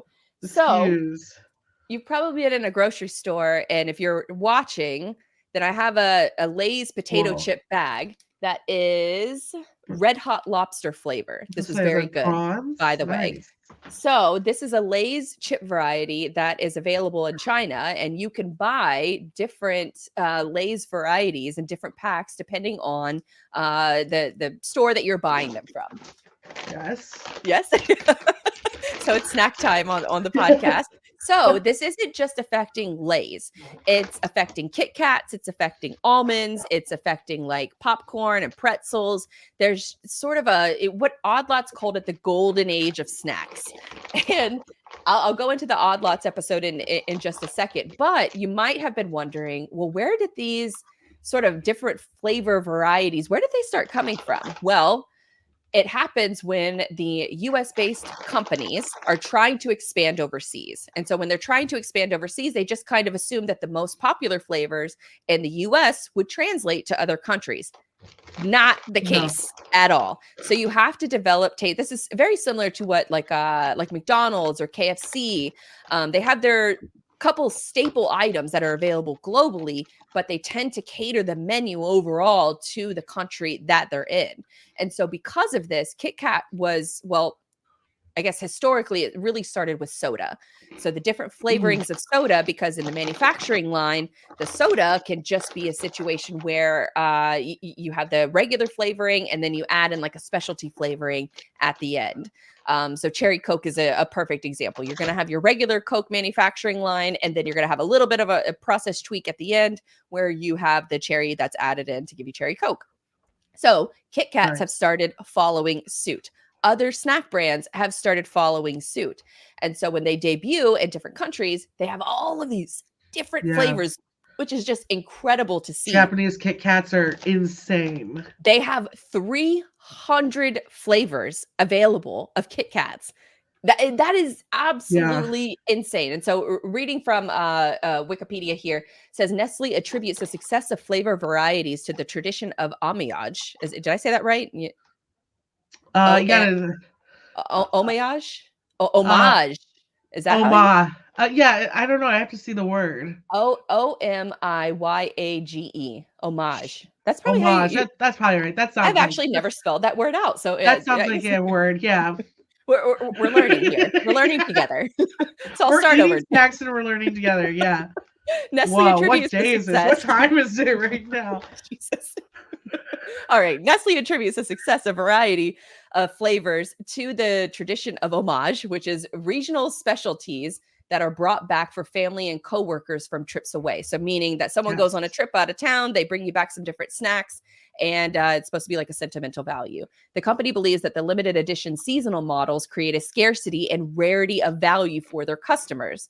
And the business model was created to solve the problem the company found in Japanese convenience stores, which frequently rotated items and flavors off of its shelves. By producing smaller runs of flavors, the company was able to control its production cost and was also economically viable in Japan because there is no initial product fee for listing new products in Japanese convenience stores, which is another aspect that I wasn't, I didn't know. But it makes sense because platforms like eBay, Etsy, Amazon, they charge you a listing fee to put a product on their platform. So in Japan, regulations. They have more than 300 flavors. A Redditor actually said in Japan, people often buy Kit Kats to encourage people who are taking exams, interviewing for a job, etc. That's because in Japan or in Japanese, the name sounds vaguely like the phrase kitokatsu, meaning you'll definitely win. Yep. And then Grace used to live in Japan, for folks who may not be aware. So that's why I'm throwing all these words by her to get the additional verification. And then lastly, they say that this has created a uniquely huge market for Japan where seasonal flavors and local specialties are often very important. And these factors combine to make a huge variety of Kit Kats. And they also want to cater to more adult tastes. So I thought that was super interesting. So Kit Kat in particular, they green tea Kit Kat. It's so freaking good. There's like matcha flavors. There's all these different, 300 flavors. There's so many different varieties. Bring up a bigger image here. If you're looking at this image, it's an entire aisle of different flavors of Kit Kats. And I would tell you the flavors if I knew what they were. I think I see a sign for looks like wasabi. Yep. Wasabi is, I think that's a cherry one in the top right corner, the like pink ones. Have you ever been to Five Below? Yes. Sometimes you can find them in Five Below. Oh, interesting. Yeah. I just recently learned about Five Below, which big mistake. Huge. I went into one and I was in there for way too long, examining everything. I don't know who waited until now to tell me about Five Belows. But yeah, there's a huge snack section, and sometimes you can find a lot of these too. Well, very similar to Kit Kat is also what's going on with Lay's chips. I just showed the bag there, but very similar to their expansion into China, where they have different flavors such as pickled fish to the Italian red meat. Lay's makes a wide range of chips for its customers in China, which have also, we've started seeing them in other, online shops where you can buy them, particularly TikTok is where I have seen, go figure, where I've seen a lot of these different flavor packs, and you could just get a variety pack and they ship it to your house. And these chips, I mean, they're not exactly like the cheapest. You're not gonna, if you just want regular like American barbecue chips, like obviously that is going to be much lower of a price compared to some of these other flavors, like Lay's roasted garlic oyster, Oh my spicy God, crawfish, pickled fish, The fried crawfish I've crab. had. It's a lot. It's a lot of different Lamb flavors. skewer. Oh, There's an estimated 200 varieties of Lay's chips that are in East Asia countries. So it's not just China, but it's also Korea as well. And they've expanded from the popularity perspective. Then there's also, the situation where there's small batch creators, especially locally, or I say locally, but stateside, that are creating like small batch popcorns and pretzels, freeze-dried candy, things like that I purchased a lot of those as like Christmas gifts, and they went over really well because you're able to kind of like share your Christmas gift with other people. And so I thought that was, sort of a fun thing to do around Christmas time. But in that Odd Lots episode, he was talking about the manufacturing perspective and how a lot of this is really due to the tech adoption of these different facilities where they make these different products, where it says we're almost at a golden age of max capacity for a variety of snacks. So we're not even at max capacity yet, is what Ryan says. Ryan Harlan, Director of Business Development at eTech. He says, if you're buying a specialty flavor Lay's chips, it likely came, and this was surprising, it likely came from a factory that's 2 hours away and has been in business for 50 years with a local supply chain. He believes it started with soda and then trickled into snacks. A lot of the processes stay the same, but you're just adding in that flavor as an extra step at the end. But he said also, a lot of the R&D, research and development, is using the digital twins, like the factory game, in order to expedite the process of concept to store. He said that this also helps with identifying issues in the production line, which, production lines, especially like 15 years ago, for a lot of facilities to this day, they were very much like paper-based. The human capital that was involved with checking the line. Now it's all digital, where they can fix mistakes and get products out faster.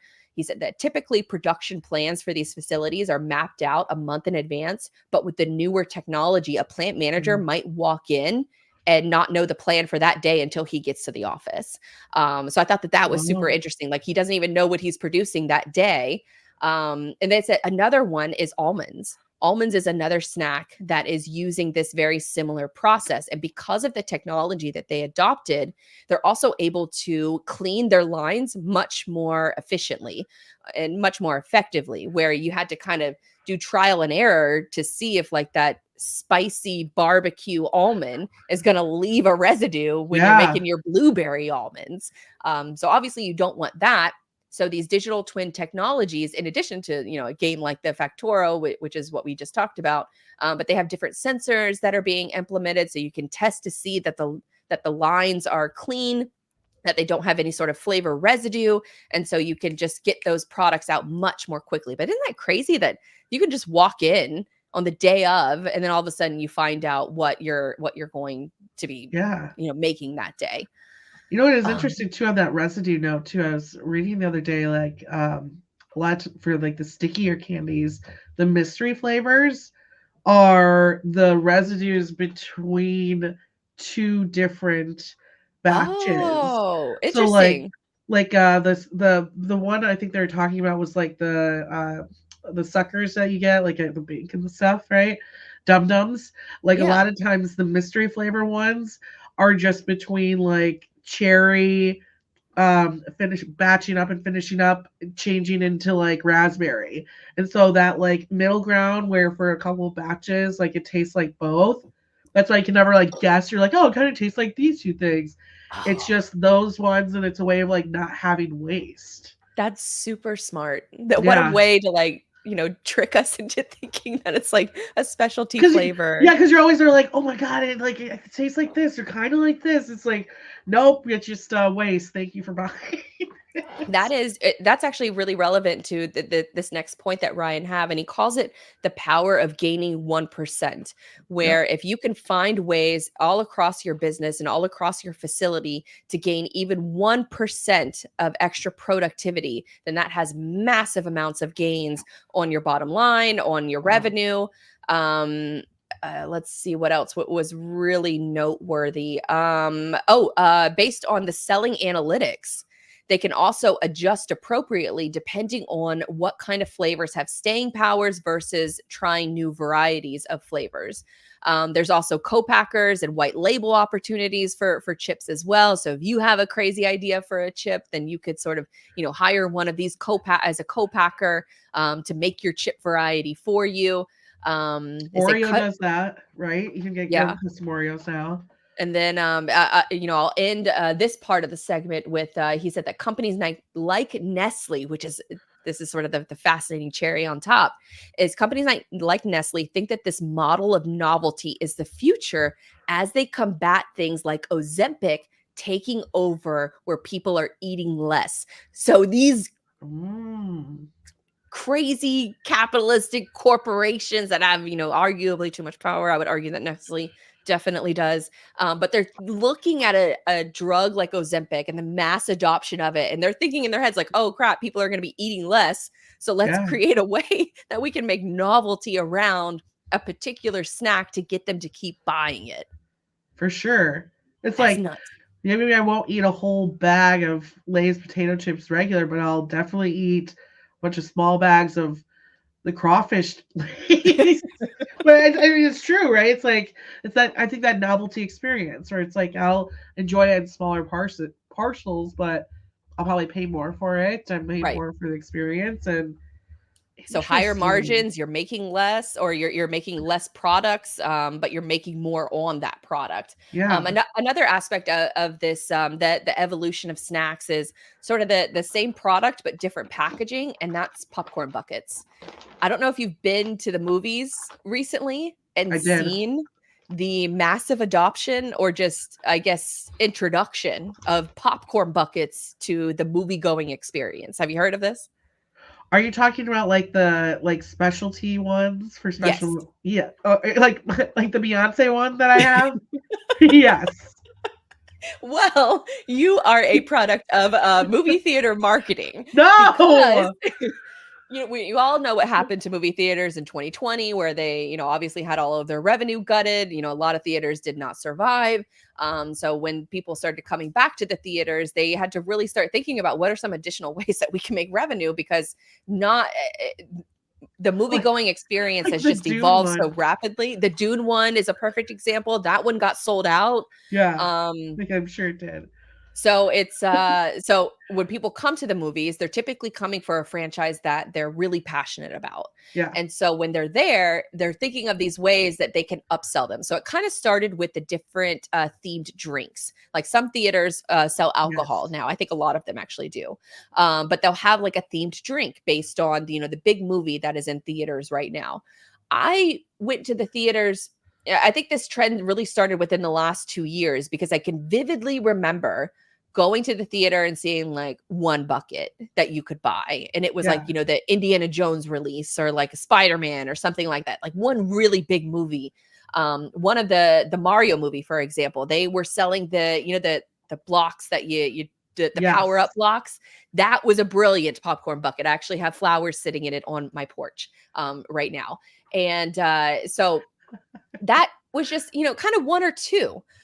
We go to the movies pretty regularly. And the last movie we saw was in December. We didn't go see another movie until whenever Dune came out. Oh, okay. So just recently. So when Dune came out, so a few months had passed. In that time frame, we now have popcorn buckets for damn near every single movie, because AMC had to build a separate section of the concession area where they just have these shelves that hold about 12 popcorn buckets now. It's absolutely, it's just insane how much that it's blowing up. Yeah, you can still buy the Taylor Swift ones at mine too. Oh, you can? Oh, well, that's interesting, because there's actually a lot of production hiccups that happen with the popcorn buckets, because you have to secure the licensing deals. A lot of times you secure the licensing deal, but you don't necessarily secure the product design itself. So there's like different approval levels that you have to go through.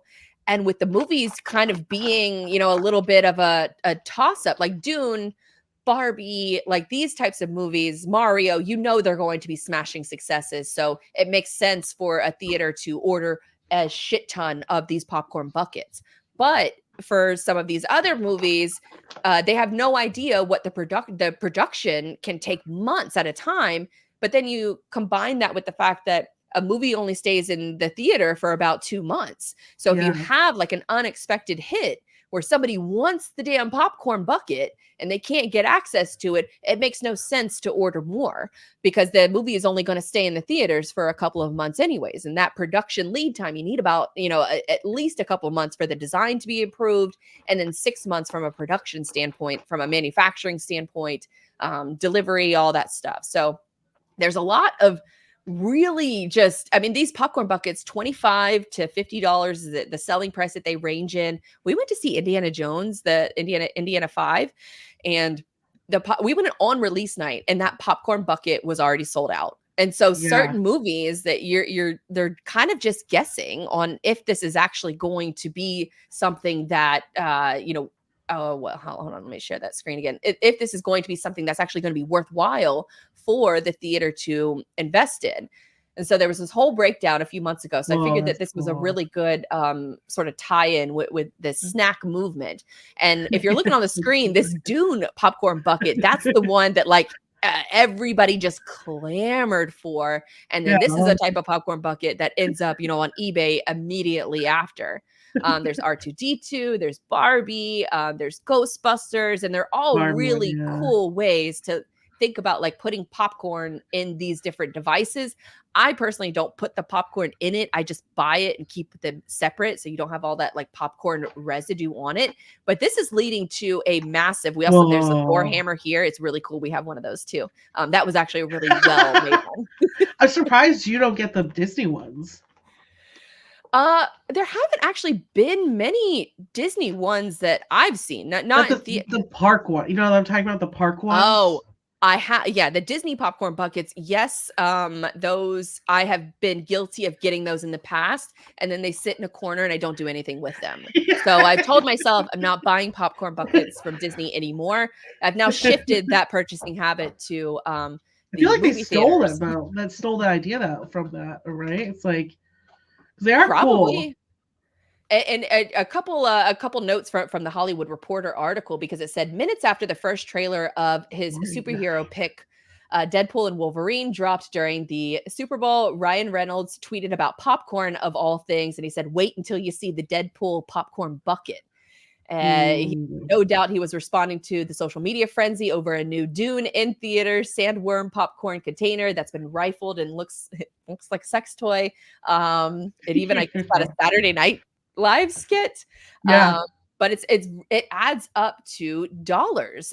So because let's talk about last summer, AMC chief Adam Aron predicted that 25,000 special edition Barbie Corvettes would sell out by the end of opening weekend at $35 a pop. He was right. That means nearly $1 million in revenue, or about $875,000. So that is just, I mean, it's just outstanding that, or I don't know, outstanding or outrageous that, you know, these different things, both, that are now being involved with movie theater experience. Merch, baby. I think that'll be like our generational thing, is like just merch. Like we just like buy things that no one really needs, but just like sits somewhere and looks cool, right? It's like it's the Happy Meals, you know. We got to have some little toy with it. And I think it's cool though. Like imagine, I don't see any fun. The Civil War, they didn't have a popcorn bucket for that one, but I need to go see some more fun movies. I wanted the Barbie one, and they sold out of that. I had a finagle to get the Beyonce ones, aka buy it out of state. So it's the Taylor Swift one, and I think the Beyonce one though. I noticed I don't have an AMC near me, but they're finally showing. What was it? What was the Beyonce one? So when the movie came out for the concert, it was like it's like a silver, that's just like a silver black bucket, just like kind of cool 3D with the horse on it. The Taylor Oh, Swift okay. one is kind of the same thing. Like you see, like it looks like kind of some of the merch that she had as well. It's like, but the cup is like strong. Just, I mean, we talk about that all the time. Just so I need another freaking cup in my house. But no, I saw. I really wanted the Barbie one, and especially because like honestly, like $35. I mean, I don't. I go to the movies pretty much like every other weekend, to be honest with you, and the amount of money that you spend on popcorn and stuff, anyways, it's like might as well throw that in there. So Especially hey, if it's one of these movies that they go quick and you could just flip them over on eBay. I mean, that we've definitely thought about doing that. We haven't done it yet because there's, just you put plants in them. It sounds like well, yeah. Well, definitely with the Mario one. So we have a plant in that one, and I specifically picked a plant that kind of looked like the fireball. that's The plant that oh, is the that's fireball in cool. Mario games. So you know what I'm talking about. So it's like a cactus that's green, and then it has the red top, and so that it looks cool in that bucket. That is Um, cool. I don't know what I would do with the rest of them. I know we still have the Thor one, but it kind of just sits off to the side as like That just looks cool. decoration. Yeah. That one was really well made. And I'm trying to think of like, well, the Indiana Jones one just comes to mind because it was the hat, and I really wanted to get that one, but like I said, it was sold out. Another aspect of it, and these different movies also have different merch deals depending on the theater that they work with. So AMC might have one type, Cinemark might have another type. I've noticed the last time I was at a Cinemark, like they have the cups to your point, in addition to the popcorn buckets. So we're probably going to be seeing a lot more of, drinks and cups and popcorn buckets for a variety of movies. But there is some production issues that happen with it. Like I said, the reordering of these buckets is damn near impossible because of the lead time that you need. Yeah. And they're having to make these decisions 18 months ahead of a film's release. And so that's a lot of time to be thinking about all of these different sort of marketing efforts that you can make. But if it's getting people to the theaters and it's getting them to spend, more money, for they're capitalizing on fandom. And I think that's pretty smart. It is. It's funny to like kind of think about the fact that like you're working on a movie, but also considering the popcorn bucket that goes with it as like production goes by. It's awesome. I love that.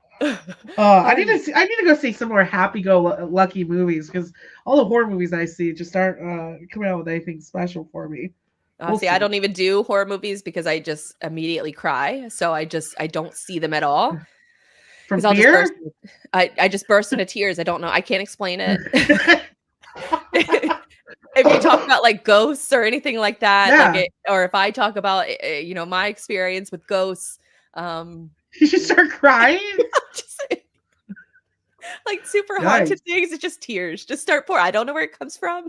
Like, are you sad that they're dead, or are you just like? No, I think I'm just scared. And Wow. tears. Just That's crazy. I don't watch horror movies. I don't watch any kind of like slasher films or anything like that, like It or I don't know any of like the poltergeist type. I would. Poltergeist in It. What year is it? Well, didn't they just come out with another one of those that was kind of based on? I don't know, not poltergeist. They do have an It that's going to come out soon. That's like the story of how he became It. Yeah, that should be fun. Yeah, I saw the Sydney Sweeney Immaculate. If you want to see Sydney Sweeney as a nun, just what every Sydney Sweeney fan wants is to see her completely covered. That's like the missed opportunity when she was in Spider-Man. She was never in a Spider-Man suit, and it's like, well, just wait till we get to talk about the Deadpool Taylor Swift movie, right? That were I think I sent over. I think I sent you that, right? Deadpool Taylor Swift. Yeah, there's talks that like Taylor Swift will be in the next Deadpool movie with Why? Because what's her name? His wife is gonna be like Blake Lively? Yeah. Oh, for God's sakes. That's why they were all at the Super Bowl and sporting events together. Jesus Christ. Yeah. That's annoying. I swear I sent you that Instagram reel. I'll have to find and resend it to you. But we'll talk about it when it comes out. I mean, it makes sense. Like how Taylor does. Like the marketing makes sense months later. Yeah, I'm And it's trying to like, yeah, I remember. get that's why that was your friend for a hot second, because she put you in a movie. I'm trying to remember who they said she was going to be God, playing. I hope they kill her. Oh, it's in the Deadpool Wolverine movie. Well, it is coming out soon, so it makes Yeah. sense because both Ryan Reynolds and Hugh Jackman were at a Chiefs game at some point. Maybe it was a Super Bowl or maybe The it was a playoff game. Dazzler. That's what they say that she's going to end up being, is the Dazzler. She's actually gonna. I thought, maybe like a cameo. A cameo is fine, but like an acting role, no. Yeah. No, I mean, she's an actress, I guess. I don't know. You Sakes. tell me. It's not like Beyonce was nominated for an Oscar or anything. It was, wow, this you know what? No, we're back on topic. Yeah, shout out to Dead Poets Society or whatever that album was. Dead Poets Society. Robert Williams classic. Yeah, I was like, I think that's a writing movie. Torture Dead Poets Society. That's it. All right, what is your source to porch? I see that you. I love big things. Well, real quick. So you sent me some timestamps, but I don't have a link. I didn't send you the video. You did not send me the video. Don't worry, everyone. I have the video. I'm going to send it to you now. Hold on 1 second. Thank goodness. Oh, send it to me in the chat. So if you guys want to, I guess a look in the behind the scenes of how the show is how the sausage now is in the made. Google Doc. It is in the Google Doc good. now. Okay, so I'll give you some background on this. Dirty Jobs.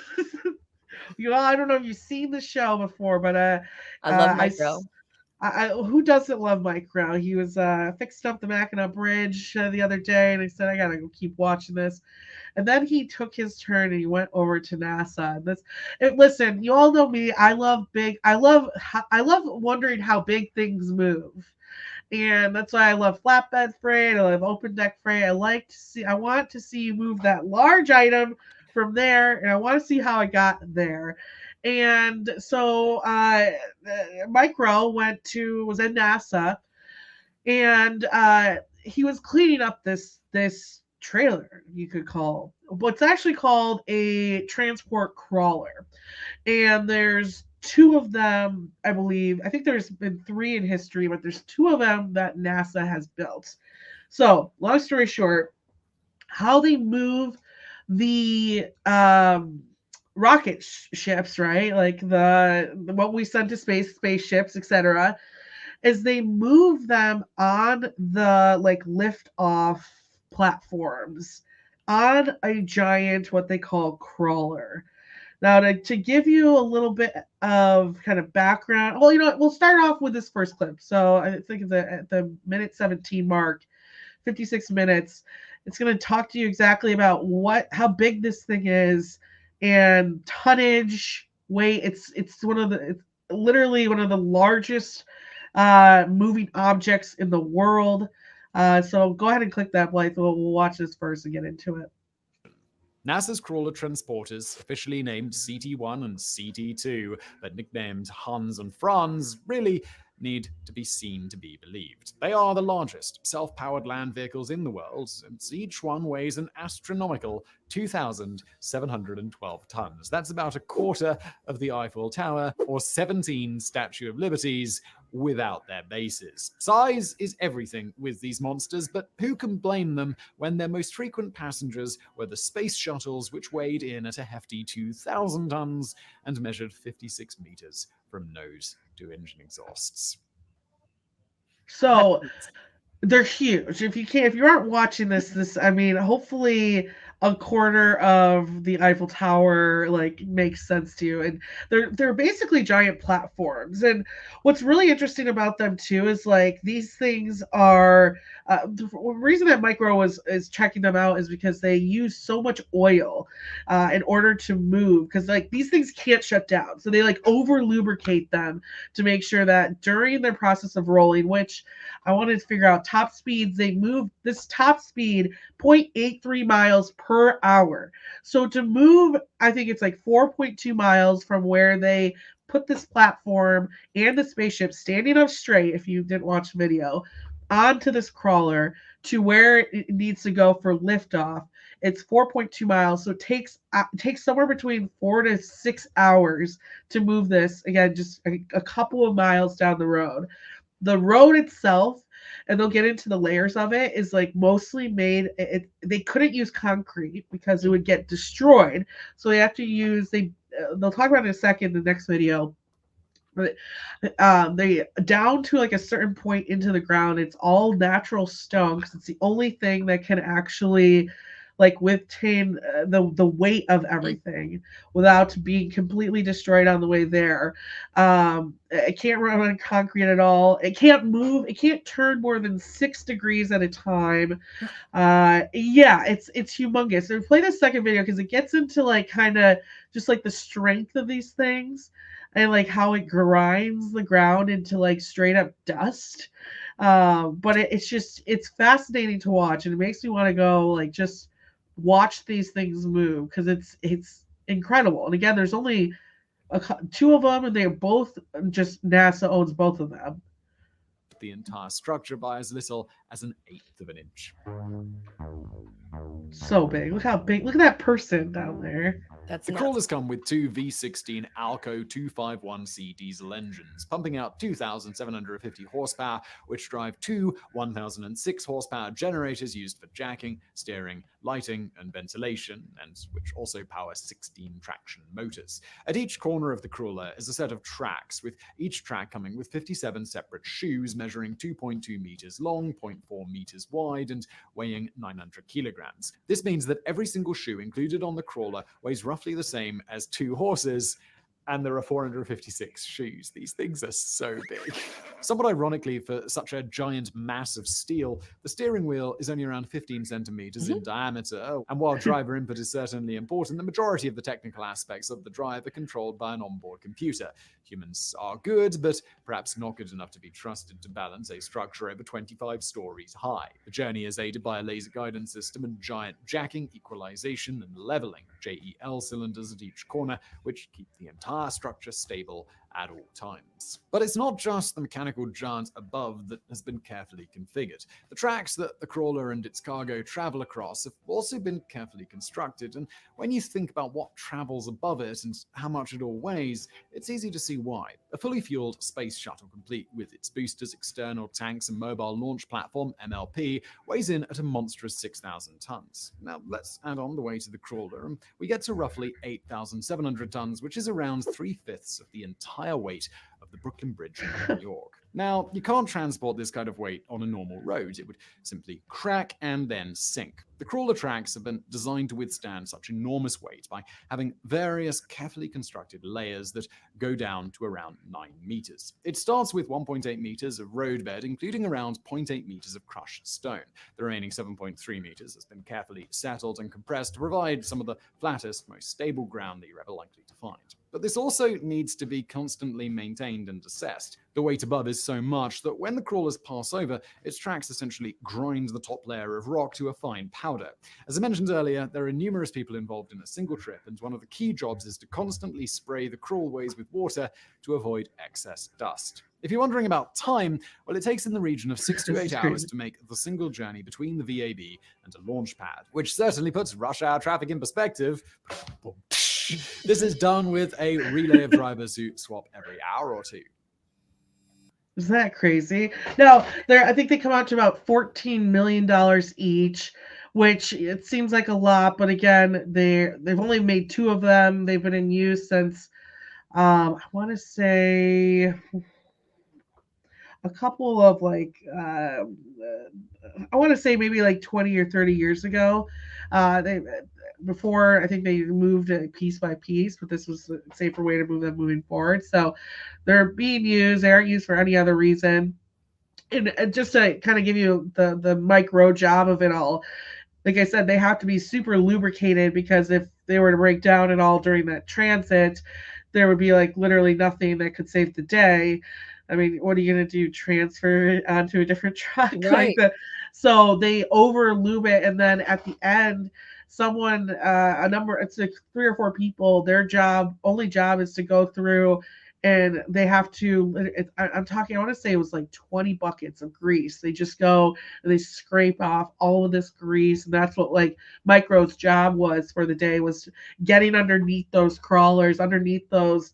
I think he said it was like 25-ton like wheel things, and actually scooping that out so it can go the next time. And yeah, it's crazy. I mean, go check out videos of it. They're huge, and again, the like largest. I think they said, like type. I can't remember the type of word they use. Like largest, drivable something out there. But I just think it's interesting because when I saw that, I was like, why? Like, what are they using it for? But it makes sense. It's the safest way. If you watch the video, they literally move it from that building, which is like, talk about the tallest dock in the world, right? Like, and That's then a huge building. I mean, just the yeah, overall facility is massive. I mean, we're talking about that giant building to store the rockets, but then in addition, you're if I'm looking at this picture correctly, it's, I mean, this is just one shot of it, but there's 4 different buildings on the right hand side. There's 1, 2, 3, yeah. 4, 5, 6 buildings on the left hand side of it, and that's in addition to the rest of the grounds. Have you ever seen a shuttle launch? No, but now It's it's like, incredible. is it cool? And it's really, this looks like it's in Florida. Yep. If It's I'm in looking Florida. at like the water and the little Yep. vegetation around. But it is, if you've never had a chance, I highly, highly recommend it. It is just awe-inspiring. It's one of those things where, you know, it as soon as the launch happens, you don't hear anything until like a few seconds later, and then the Whoa. sound waves start hitting you. And so it's really cool to see the rocket like halfway up in the air and you're not hearing anything until the sound waves actually get to you, which is awesome. And I thought that, you know, what we saw was massive, but this whole facility, the Yeah. infrastructure to support that is just infinitely more massive. Yeah. So crazy. So, hey, there are big vehicles out there. Space is cool. Yeah, it is cool. It is. And this is on the ground. This isn't even space. Yeah, this is, but I also wonder, like, as I was watching that, I was like, well, how, because you know how you see the spaceship on top of like airplanes. Yes. I wonder if, but that's on re-entry, I believe. Well, yeah, and like, because you probably have seen the video of the one like going through LA. That was like on the way to a museum. Like that was, I think, Oh, okay. retired. Yeah, where this one, it has like the whole like lift off, not tank, but like the rocket part that's actually propelling it up there. But it does make you think, like, I mean, it's something that I think the guy might get into later in the video, but now with someone like Elon Musk, right, who can figure out a way to actually have it come back and land like in specific spots, like, does that eliminate it? I don't think so, but it like, does it? Yeah, how exactly are you moving that back to the facility? Would be interesting to figure out too, right? Yeah. That's super cool. Yeah. Good job. Good one. Yeah, thanks, Micro. Yeah. Thank you for a lot of things, I think it's interesting. Like even the road part is interesting, right? Like 9 meters, they have to dig 9 meters into the ground and just lay all. And the Micro or the Dirty Jobs episode, like it's just like natural rock, like kind of like if you're walking along a rocky beach. Well, but yeah, just like like they said, it grinds it immediately into. You just assume like you could build any road, but they're right. Like the amount of weight that it's moving, it would just like, especially in Florida, like sink into the swampland. like what were y'all thinking building it there? Yeah, exactly. Hurricanes and shit. What are y'all thinking? And the other one is in Texas. Like, yeah, exactly. So it's like, wow, you couldn't even. I just think that stuff. So I'm like, I'm not smart enough to be an engineer, but imagine like you're considering building this, and then some guy comes and ruins your day, and he's like, "Well, does the road even?" And you're like, "The road guy, like." It always comes back to transportation. Exactly. All right. Well, we have been recording for a long time. We've been talking for a long time. My ears are hurting at this moment from the headphones being in for too long. So that about does it for us. Hopefully, I thank you for Yes. listening. If you're still listening to the a 2-hour podcast, but we talk. They are this long because we got a lot of things to talk about and a lot of cool and interesting and sometimes frustrating things are going on in the world of logistics. So that's why I'm thankful to have this show and to be able to host this series with you. Now, Grace, as we sort of round this out, any cool stories you're working on, anything you want me to send people to, what do you got going on? Well, I will say, I think one of the biggest things for this industry that's coming up that you're going to have to go to live to really truly believe and understand and watch as we have our future supply chain event coming up in June 4th to the 5th in Atlanta, which, by the way, Atlanta, let's go. It's going to be a great time. But for the first time ever, I know we've historically had issues, between the two greatest data house providers out there. And we got Zach Strickland, we call over here the Salt in a Sonar, going off against Ken over at DAT. You say you never thought you'd see it, but it's happening, okay? This is, might as well, what is UFC? Who is, what is it, Jake? What's his name? Who are those people? Because this is the biggest showdown ever. We, of course, will have live at the Future of Supply Chain, the greatest debate of all time on the market. Where's it going? When's it coming back? Because, DAT's always wrong because their data isn't as good as ours. I'm just saying, just put it out there. Also, Ken went to Ohio State University, which sucks too. So put that out there. Boo, Buckeyes. So on that fact, if you want to see the greatest debate you've ever seen, you're going to want to watch Zach Strickland, who is... I really love that they're doing this. Me too. I never thought I'd see the day. I never thought, if you really are about this industry, you are flabbergasted right now. So head over to live.freightwaves.com. Also at this wonderful event, your girl Grace Sharkey, and also my sidekick of all time, Thomas Watson, and I will be leading Freightwaves Now in the morning at the event, both mornings. So we'll have a nice little comedic relief as you walk into the future of supply chain as well. We'll be doing the Stockout Live for the first time in Atlanta too. So I'm excited. It's going to be a good time. We got some really great speakers. Ryan Peterson will be there. If you've seen him at Manifest, the man can put on a show. So we've got a lot of really great things happening. So go check that out, live.freightwaves.com. We also have some wonderful virtual free events coming up too. Check me out on the radio. Also, I'm going to be on the road as well. Anyone who's Uber Freight has a carrier event that's coming up in May. About halfway through May. If you're going to that, I'll be there too. Samsara's event in June. I'll be there as well, doing some man on the street work. Ooh, traveling. I'll be traveling to some like more exclusive stuff. You guys can come find me exclusively at places. So I'm gonna be on the road this summer, so that's gonna be fun. But I'm really excited for this. Not only because I think this debate is gonna be so sick. I mean, listen, if you know Zach Strickland, like, the guy never wants to lose. And so he from afar, he might seem timid and quiet, but no, not when it comes to data. Not when it comes to data. So it's going to be really exciting. Also, if you join the Stockout community, so if you head to freightwaves.com and click on newsletters at the top of the page, click on the Stockout, join that. You'll get a discount code on your first newsletter, which goes out every Thursday. Which will, of course, give you a discount for the Atlanta event, too. So there's a nice little check there. So a couple ways you can have some fun with us. But, yeah, I got all that going on. Of course, the wonderful radio show we have coming up. So you can check those out on demand if you have a Sirius app or you listen to the radio as well.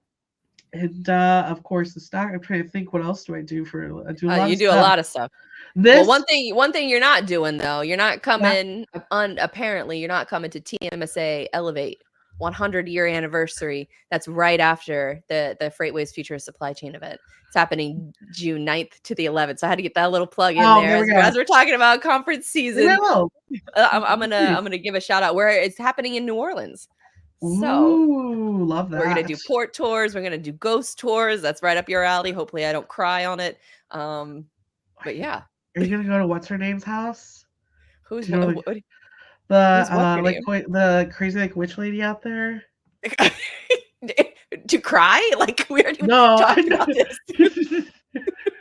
We're gonna have to actually. I'm gonna do some research on this too. You might see me there.